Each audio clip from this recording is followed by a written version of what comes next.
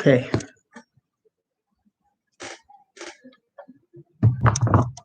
All right. Well, praise the Most High. After our break, we're doing Isaiah chapter 39.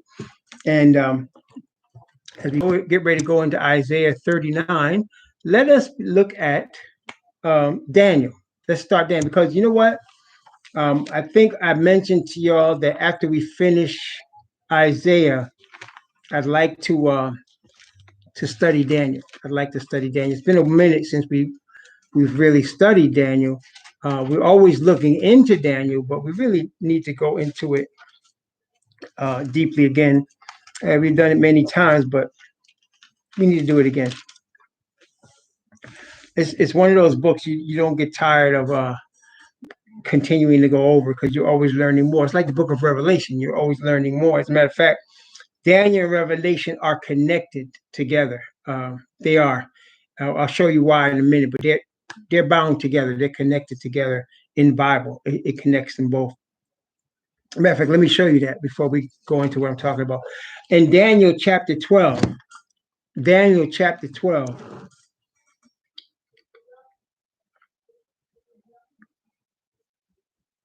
And now the book of Daniel is a prophecy or series of messages given to Daniel from the Father.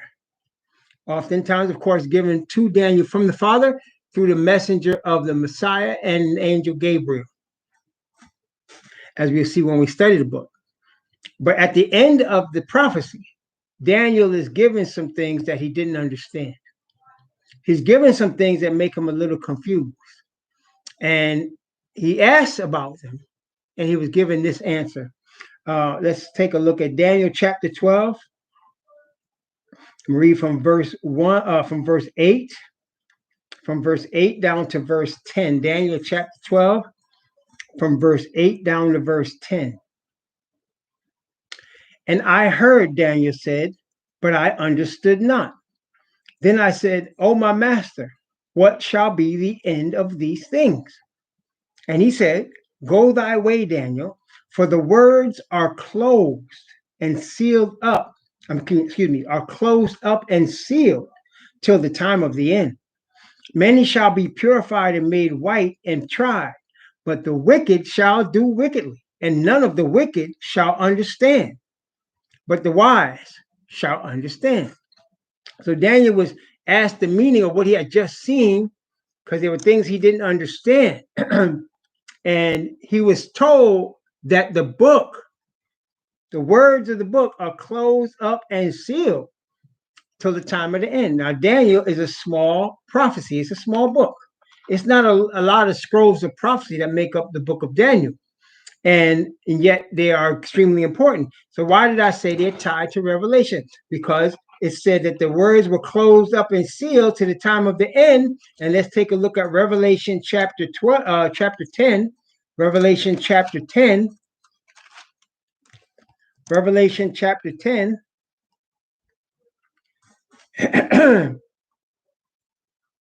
Notice Revelation 10. I'm going to read verses 1 and 2. Revelation 10, verses 1 and 2. And I saw another mighty angel come down from heaven, clothed with a cloud, and a rainbow was upon his head. And his face was as it were the sun, and his feet as pillars of fire. And he had in his hand a little book open. And he set his right foot upon the sea and his left foot on the earth. So this angel, which is Messiah, he set his right foot upon the sea and his left foot upon the earth, and he had a little book in his hand, right? He had a little book in his hand. Also, I want to compare that. Let's compare what we just read in Revelation 10, 1 and 2 to Daniel. Go back to Daniel 12 for a minute. Daniel 12, verse 7. Daniel 12, verse 7. Let's compare these two scriptures. Daniel 12, verse 7. Okay. And I heard the man clothed in linen, which was upon the waters of the river, when he held up his right hand and his left hand to heaven, and swear by him that liveth forever, that it shall be for a time, times and a half, And when he shall have accomplished to scatter the power of the holy people, all these things shall be finished, right? Then we read verse 8 and 9. And in verse 8 says, and I heard, but I understood not. Then said I, oh my Lord, what shall be the end of these things? And he said, go thy way, Daniel, for the words are closed up and sealed to the time of the end. So you can see here, he's standing and he's holding up his hand and he said, these things shall be for a time, times and a half, which is 1260 days, which is 3.5 years, which prophetically is 1260 years. Now we look at 10 in verse 1 and 2. It says he held in his hand a little book. And he set his right foot upon the sea, his left hand upon the earth. And again, let's read from verse 3 of Daniel 10, from verse 3 down to verse 6. Daniel 10, 3 to, I'm sorry, Revelation 3. Revelation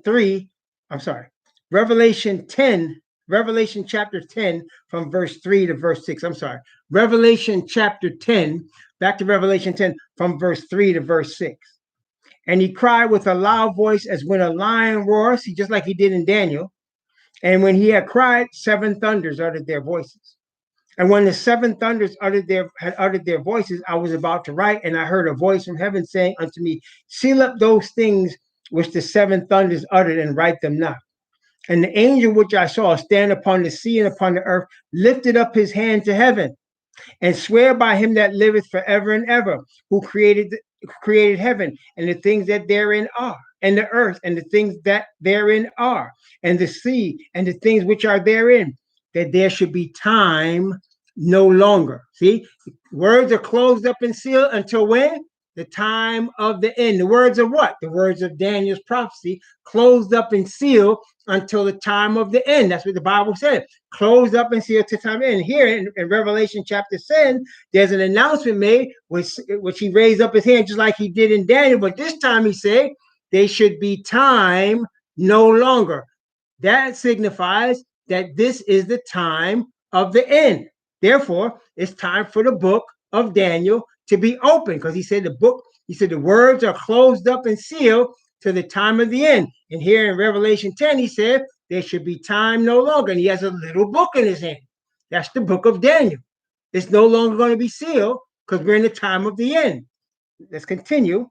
Revelation chapter 10, verse 7, from verse 7 down to verse 11. Revelation chapter 10, verse 7 to 11. So now the book is going to be unsealed, and that's why the prophets told to eat the book, because now it's time to speak on the book. It's time for those prophecies to be unsealed. Okay, Revelation chapter 10, verses 7 through 11.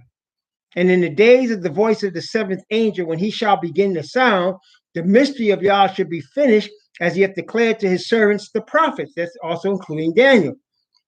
And the voice which I heard from heaven spake unto me again and said, go and take the little book, which is open in the hand of the angel, which standeth upon the sea and upon the earth. And I went unto the angel, and I said, give me the little book. And he said unto me, take it and eat it up, and it shall make thy belly bitter, but it shall be in thy mouth sweet as honey. And I took the little book out of the angel's hand and ate it up, and it was in my mouth sweet as honey. And as soon as I had eaten it, my belly was bitter. And he said unto me, thou must prophesy again before many peoples and nations and tongues and kings. So this is representing the book of Daniel. Therefore, the book of Daniel and the book of Revelation are bound together. They're tied together forever, because the book of Daniel was sealed up in the days of the prophets, and then in the time of the Messiah, now the book has been opened. We're at the time of the end right now, because, as I said, Revelation chapter 10 takes place in the 6th trumpet, and which also is the same as the 6th church, which also is the same as the 6th seal, which is where we live, which is why the book of Daniel is now being revealed, because now it's open. Okay, it's been ordained to be open. Praise the Most High. So here in Daniel chapter 1, let's go back to Daniel chapter 1. Daniel chapter 1. And of course, as I said, as we finish Isaiah, we'll go back and study Daniel. Excuse me. Excuse me. Excuse me. Sorry. As we finish Isaiah, we'll go back and study Daniel. And so let's take a look at Daniel chapter 1. I'm going to read from verse 1. Let's see, from verse 1 down to verse 7. From verse 1 down to verse 7. Actually, from 1 to 7. From 1 to 7. In the 3rd year of the reign of Jehoiakim, king of Judah, came Nebuchadnezzar, king of Babylon, unto Jerusalem and besieged it. And the master Yahweh gave Jehoiakim, king of Judah, into his hand, and with part of the vessels of the house of Yah, which he carried into the land of Shinar to the house of his God. And he brought the vessels into the treasure house of his God. And the king spake unto Ashpenaz, master of his eunuchs, that he should bring certain of the children of Israel,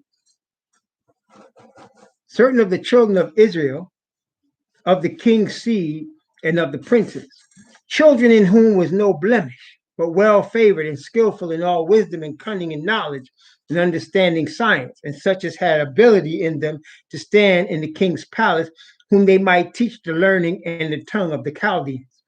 And the king appointed them a daily provision of the king's meat and of the wine which he drank, so nourishing them 3 years, that at the end that at the end thereof they might stand before the king. Now among these were children of Judah, Daniel, Hananiah, Mishael, and Azariah, unto whom the prince of the eunuchs gave names.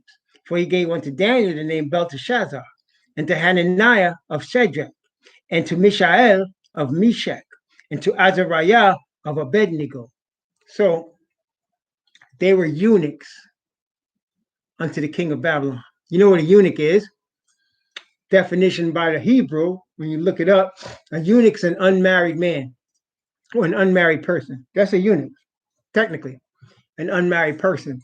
But generally, when they're made eunuchs, notice they were under the supervision of Ashpenaz, the master of his eunuchs. So they were learning to be eunuchs for the king. That means that some operation or something was done to them so that they would have no sexual desire.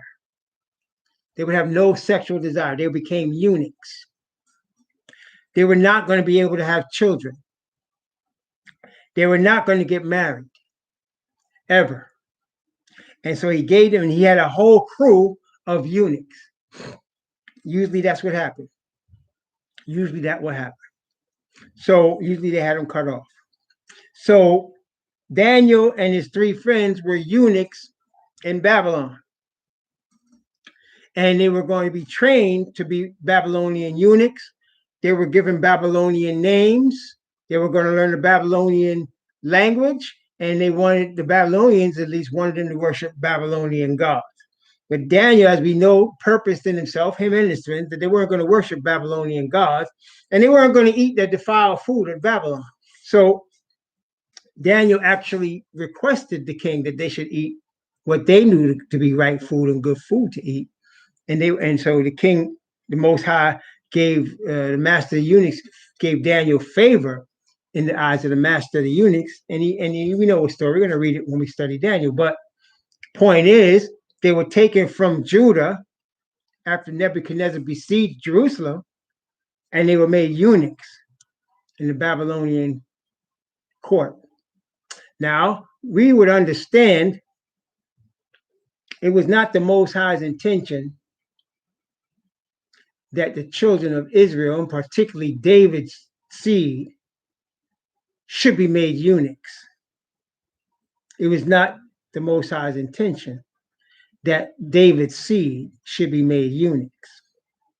Why would you think the Most High allowed David's seed to be made eunuchs? Why would he allow David's seed, who he had promised that never a man would be lacking on the throne?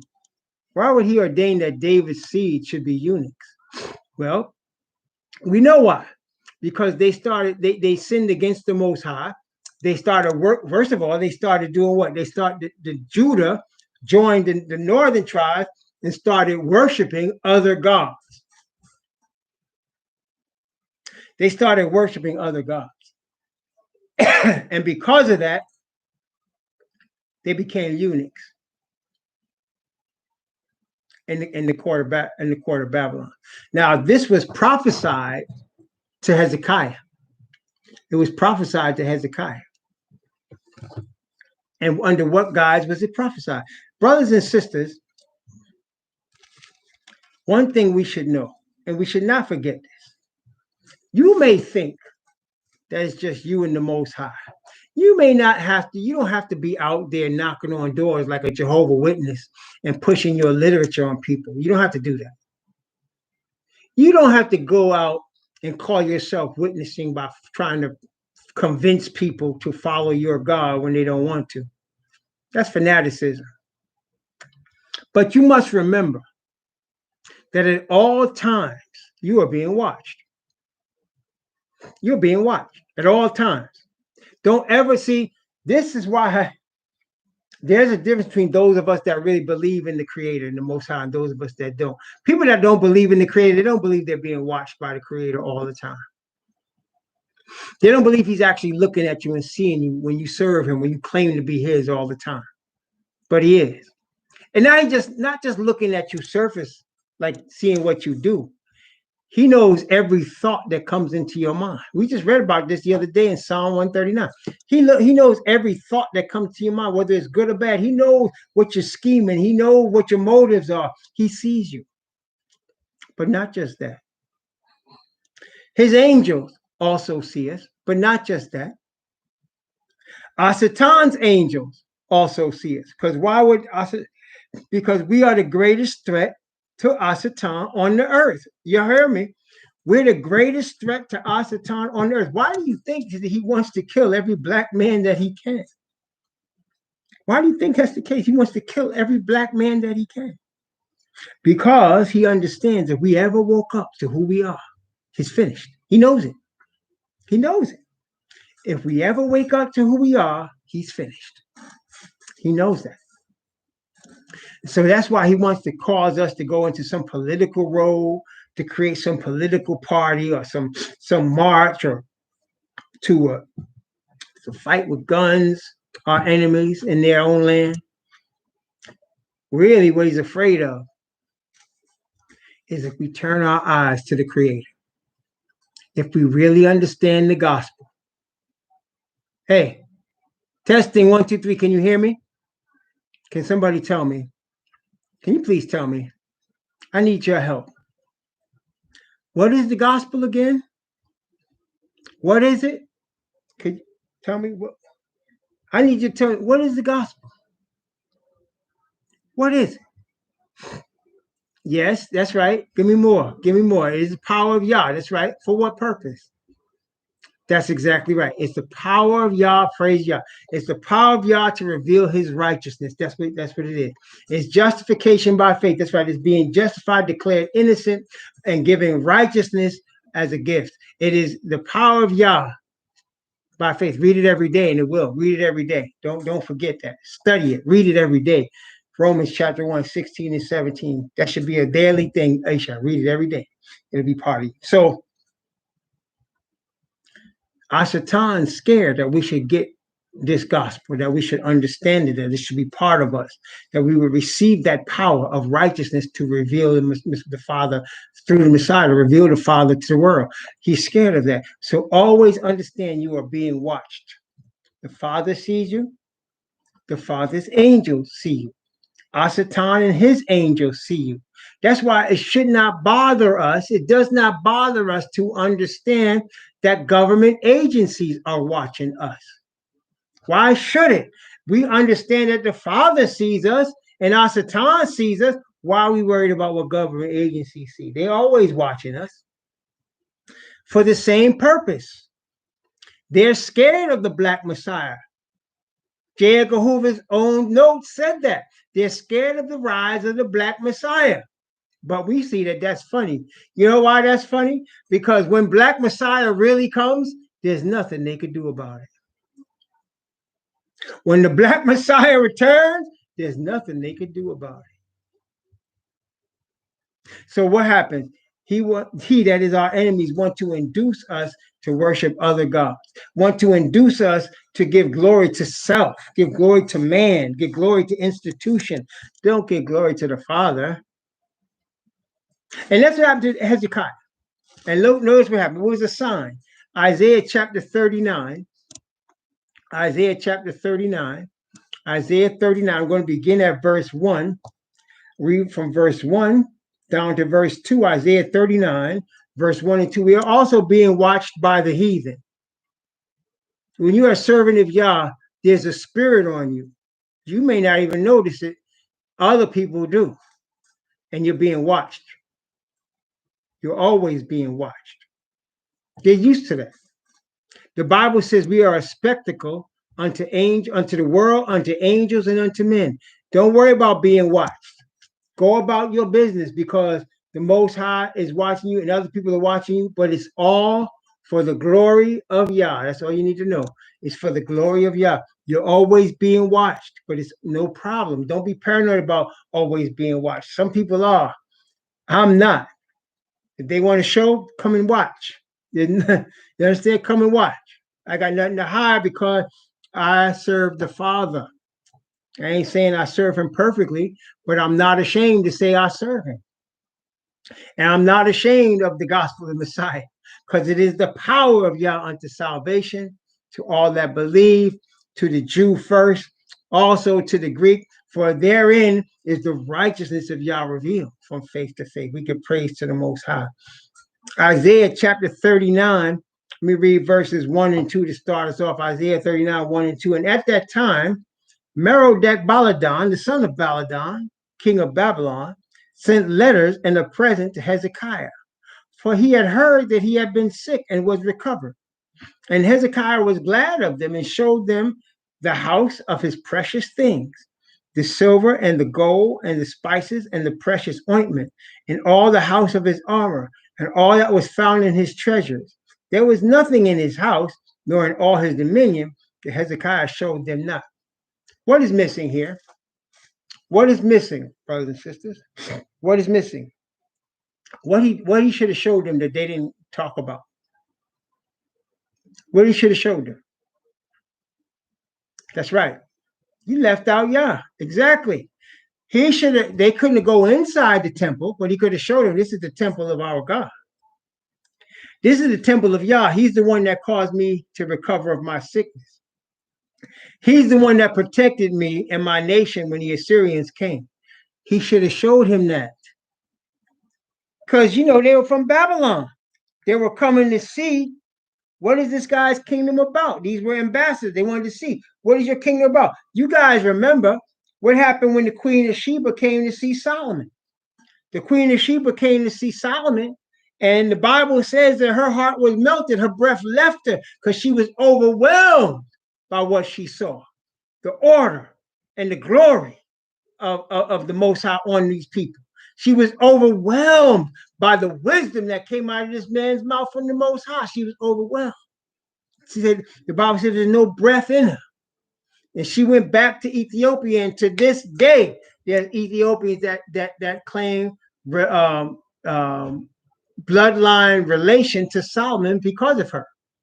Okay, to this day. See what a witness does. So here these men came from Babylon, and this man shows him all his bling bling. I mean, right? That's what he showed him. He showed him all the bling bling. He said, look at this, look at that, look at my bling and look at my bling. Right? He didn't show him what caused him to recover. What was the secret of the power that caused him to recover, or that delivered him from 185,000 Assyrians? He did not bring glory to the Father. Did not bring glory to the Father. He showed him his bling.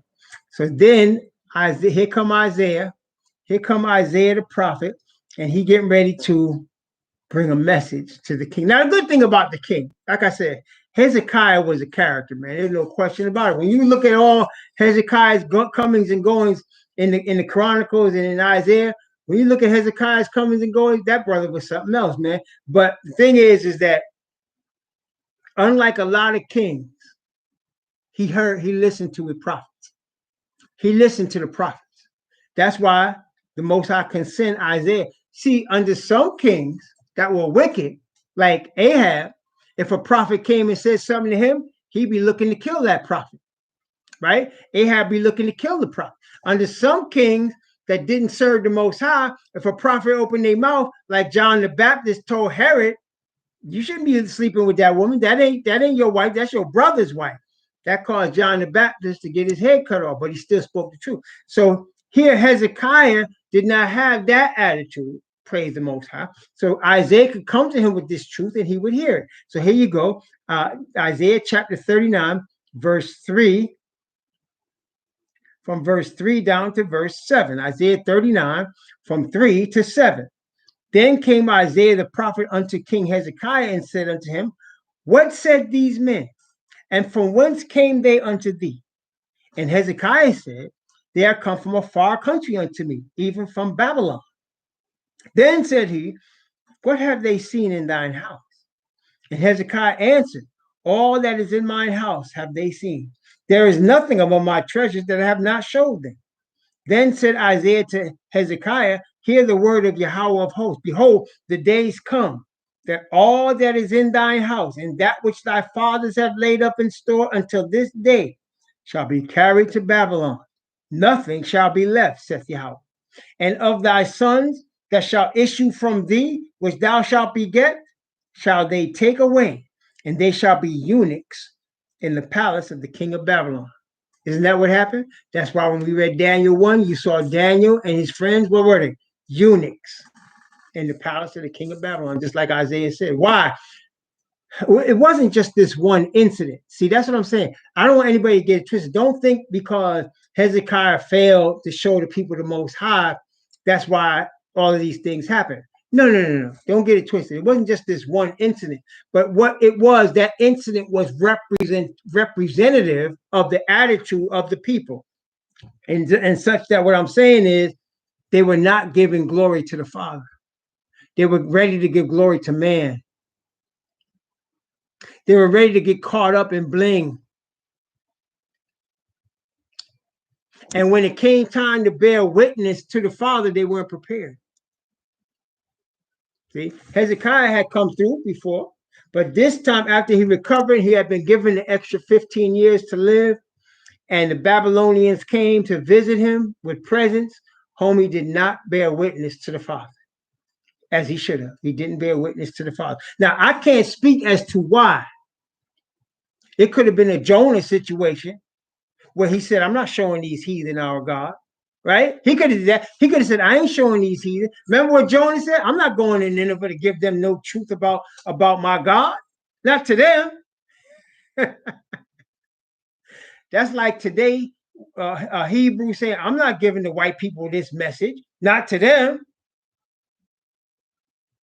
Right? But that's not for us to do. That's not for us to decide, is it? We're supposed to, that's right, acknowledge Yah in all our ways, acknowledge him, and he shall direct our path. And how do we know he don't bring people? You know what? Listen, there is nothing coincidental about our God. We got to remember that. There's nothing coincidental about him. Not with us, not when it comes to you and me. Everything that happens to us, every person that we meet, every person that comes across our path has been ordained for one reason or another. Some for good, some for not so good. Some for good, some for our test.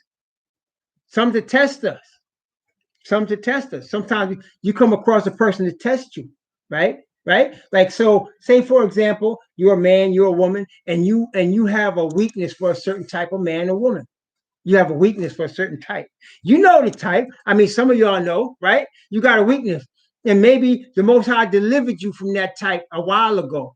And now you've been by yourself and you're serving Yah. And here comes the type again. But this type is not good for you. You know it's not good for you. Why did that person come across your path? You might think, well, maybe Yah now feels I can handle it, so now I can be with this person. That's not the right thought. It's a test. Are you going to stand firm? Are you going to remember where he delivered you from? It's a test. It's a test. But there's nobody that ever comes across your path by accident. Sometimes Asatan wants them to come across your path, and the Most High allows it to test you. Sometimes it's for your benefit. It's a blessing for you. Sometimes it is. Sometimes it is for you to bear witness. Sometimes it is. Sometimes it is. Right? So here these Babylonians came to visit Hezekiah because they heard he was sick and was recovered. Now, just that alone. Oh, King Hezekiah, we came from Babylon to visit you. We're so glad, our king is so glad that you have recovered of your sickness. Now, honestly, if they said that to him, what should he be saying? He should be like, yes, we give praise to our God Yah, that he gave the message through his prophet, and the Most High caused me to recover. Right? That would have been a witness. Then the Babylonians would have said they served this God named Yah. And they said that caused him to recover the sickness. You remember the story of the leper, right? The general that was the leper, and the little Hebrew girl said, "There's a prophet in Israel, and he knows the Most High, and he can heal you." And Naaman went down there, and he got healed of the Israelite prophet. And he told the prophet, he said, please let the Most High have mercy on me, because he's decided to serve Yah, the true God. But he said, my master goes to serve his God, and I got to go with him. I got to go with him there. And the prophet said, don't worry about that, because he was converted now to the true God. Right? So there's a reason why the Most High has everybody cross your path. Hezekiah was so caught up in his bling, he didn't recognize.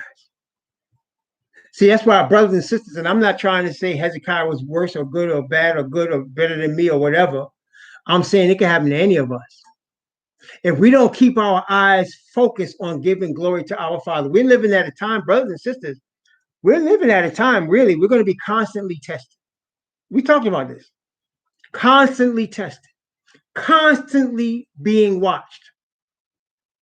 I mean, look, the sign of that, are there not cameras everywhere? Aren't there cameras everywhere? Either the government has it or people have it on their phone everywhere. They tried to kill the brother in the street and didn't tell nobody about it for 3 months, didn't arrest the rednecks that did it. But what happened? Somebody had recorded it on the camera. Cameras everywhere. Okay? Cameras everywhere, satellites everywhere, cameras everywhere. So you're being watched. Don't worry about that. Don't worry about that. Don't worry about that. Be concerned with this. Am I giving glory to Yah? How can I use this to give glory to the Most High Yah? And be praying for his spirit, because that's the only way you're going to do it. That's the only way you're going to do it. The only way you're going to do it proper is to get Yah's spirit. And that's the gospel. The power is the spirit. Isn't that right? The power given, the power of Yah, is it not his spirit? Remember, look, don't forget this now. We already gave you the gospel from the word, right? You guys know that, right? Romans chapter 1, 16, 17. Okay, watch. We know, y'all know this one. I'm going to show you, right? Y'all know this one, right? Y'all know this one. Zechariah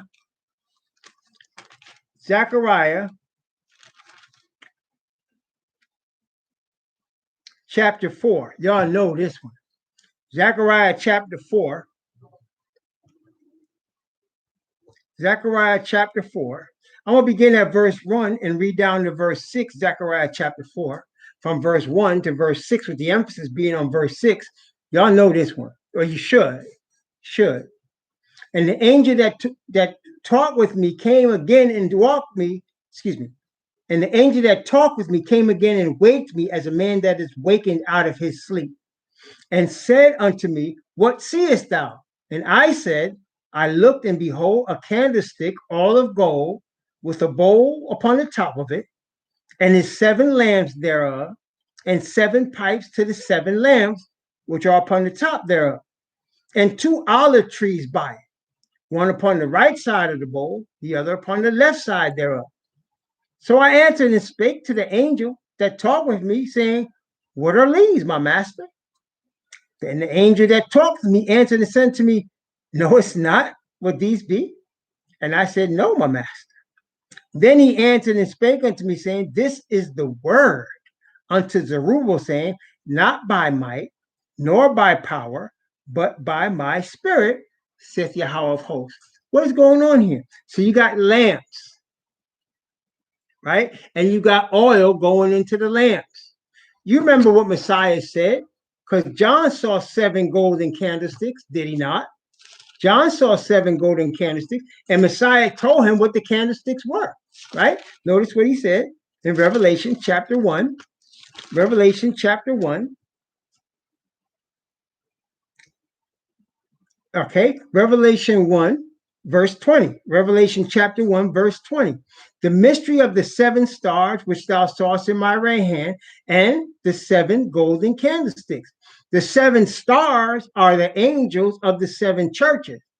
The 7 candlesticks which thou sawest are the 7 churches, 7 assemblies, representing what?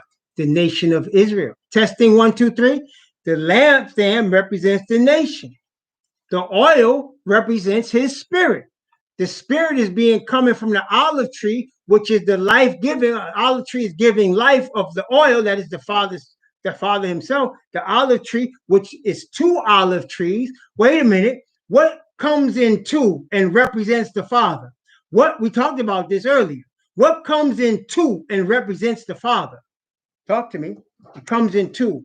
That's exactly right. It is the 2 tables of the covenant. There you go. There's your 2 olive trees, your 2 tables of the covenant. And from them, his spirit flows into what? The church, which is the nation.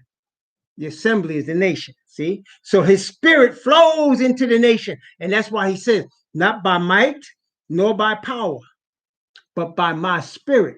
Therefore, follow me now. So now when we talk about the gospel and we says that the gospel is the power of Yah unto salvation, what are we saying? It is the power of his spirit that brings forth his righteousness.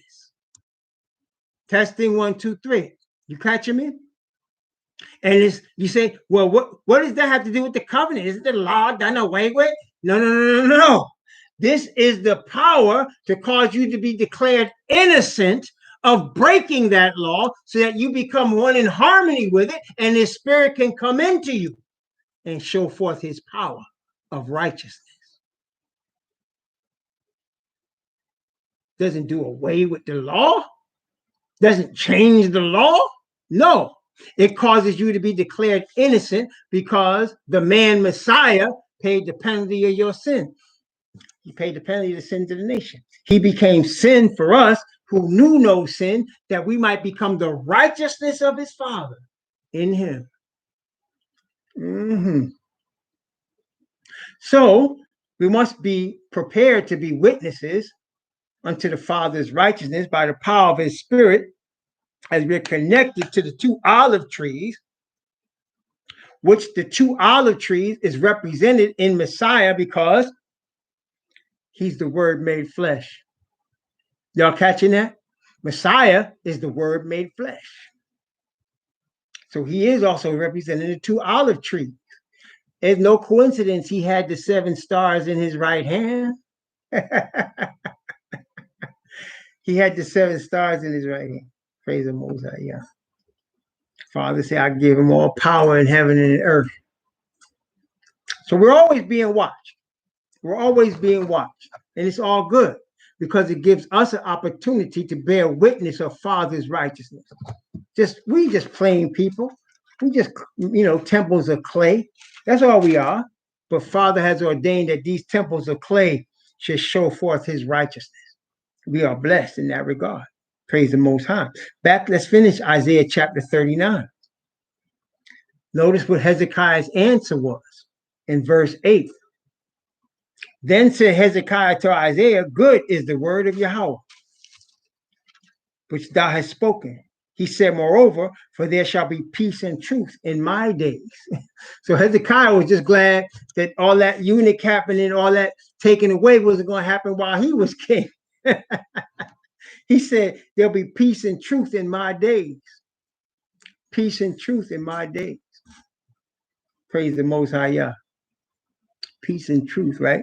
So brothers and sisters, all of us want to live with peace and truth. Yeah, that's not very humble, is it? I tell you, Hezekiah was a character, right? You can see it coming through in chapter 38 and 39 and in chapter 37. You can see the various aspects of his character. But you know what else? We also see the grace of the Father, don't we? We see the grace of the Father because obviously Hezekiah is an imperfect man. He's an imperfect man.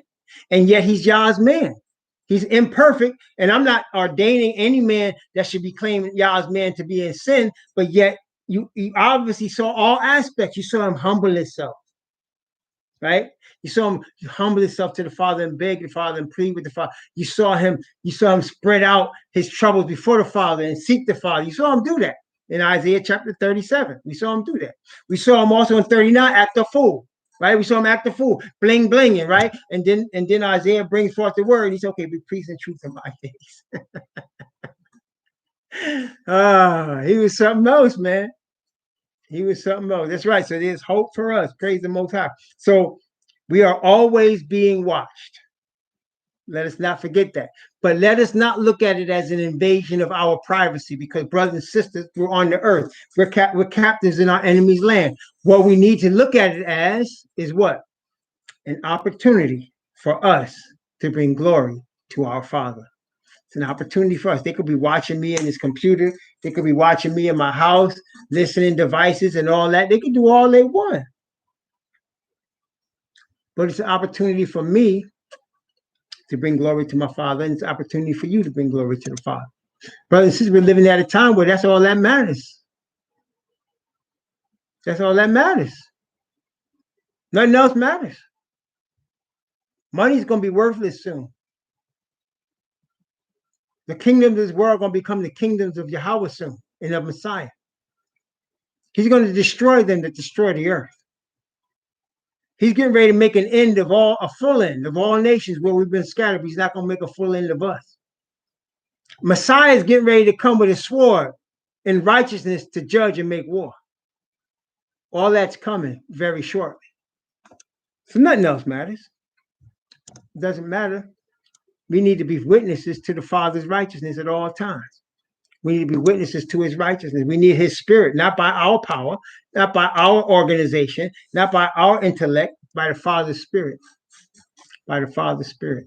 Praise the Most High Yah. Remembering what the gospel is. It is the power, which is the Father's spirit. It is the power of Yah unto salvation. For therein is the righteousness of Yah revealed to the Jew first, also to the Greek. And as Paul says in another place, we wait for the spirit of righteousness by faith. That's what he says. We wait for the spirit of righteousness by faith. That's what we're hoping for. That's what we're waiting for. That's what we want. To give glory to the Father in the spirit of righteousness by faith. Let me say it right. Is Galatians 5:5. For we through the Spirit wait for the hope of righteousness by faith. That's what he said. We through the Spirit wait for the hope of righteousness by faith. Oh, yes. Praise the Most High Yah. That's it. That's it. So we're always being watched, but it's an opportunity for us to give glory to the Father. Because as Hezekiah had a testimony that he never gave, he had a testimony of how he was sick and how Yah healed him. He had a testimony of how Yah delivered him and his people from the Assyrian army when he spread the Assyrian king's letter before the Most High and pleaded with the Most High, and the Most High caused him to win. He had a testimony. He didn't share it, though. He didn't share it. He didn't share it. He didn't share his testimony. Praise Yah for us so we can share ours. We can share ours. That's right. All right. Next time, by the grace of the Most High, we'll be looking at Isaiah chapter 40. Isaiah chapter 40 is next, by the grace of the Most High, as we're moving through the prophecies of Isaiah.